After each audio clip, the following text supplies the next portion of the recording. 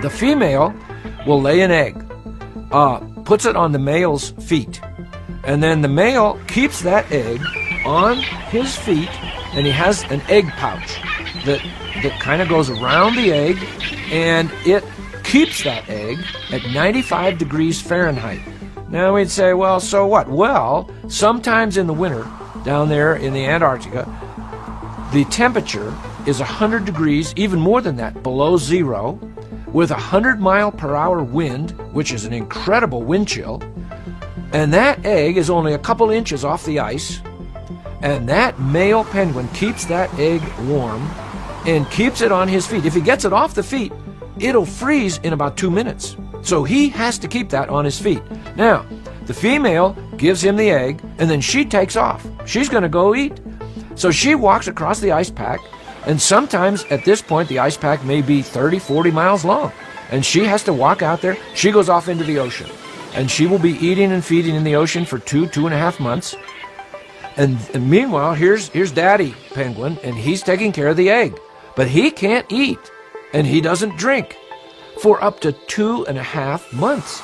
He loses up to 40% of his body weight while he's taking care of that egg. That's his main function. I mean, you think standing for 2.5 months on an ice pack with 100 below zero, 100-mile-per-hour wind chill, and their feet don't freeze? I mean, that's a miracle in itself, the way God designed that. All right, so Mama's out there feeding. Daddy's taking care of the egg. It's 100 below zero. And these penguins live in huge flocks. And so what the male does is, he will be on the outside of the flock where it's cold. And he puts his back to the wind, and he starts to get cold. I got to warm up. So he starts moving in toward the center of the big flock. And then other ones will move from the center out to the outside. So they keep rotating out. And so none of them freeze. They know, okay, now it's my turn to go out and get cold for a while, and my turn to go warm up for a while. And they do all this. Now here's Mom out here swimming and eating. And all of a sudden, at some kind of an unknown signal, she decides, oh, I got to get back. My chick is almost ready to be hatched out.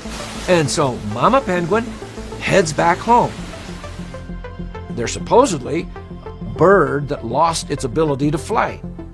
Well, the evolutionists haven't come up with any ancestors for the penguins. So what kind of a bird was it that became a penguin that lost its ability to fly?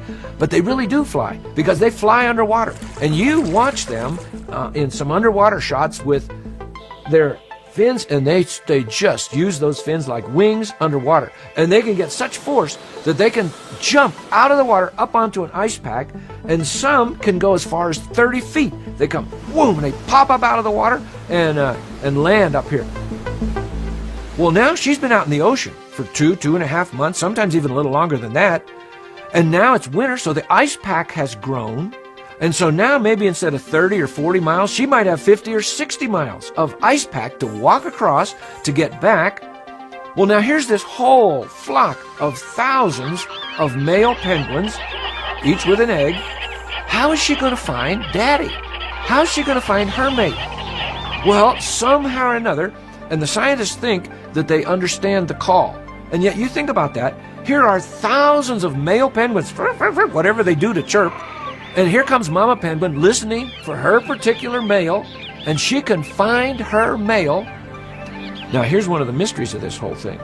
More often than not, she goes back and finds her male on the very day that the chick is born. How can that be? She's got to walk over 50, 60 miles of ice pack and come out of the ocean and find where they are. I mean, you're thinking, well, this flock here, just how many? Takes up a couple football fields maybe, in all these miles and miles of ice, and yet she can find her male. She does it right on time. Now she has brought back with her partially digested fish from the ocean, and she carries them with her in her stomach.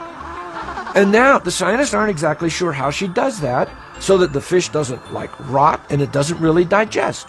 It's preserved in a form that acts as food for the chick. And some scientists say maybe they have some sort of an antibiotic that they manufacture so that the food doesn't just rot, but they get it back. And now Daddy and Mommy Bird take care of the baby bird until spring. And now now that the ice is melting back, and they take the baby and they go swimming. These penguins spend most of their life in the open water, in the open sea. There are some of these penguins that are in the ocean 9 months out of the year. That means they have to sleep in the ocean, and nobody has observed that, which is an incredible thing right there in and of itself. They're also playful.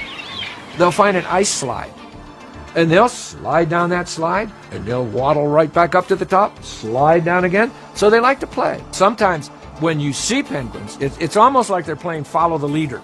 They just follow each other. Boom, boom, boom, boom, boom. Up they go. And what are they thinking? How do they decide who's going to be first? I think maybe the penguin is an animal that's just made for us to enjoy.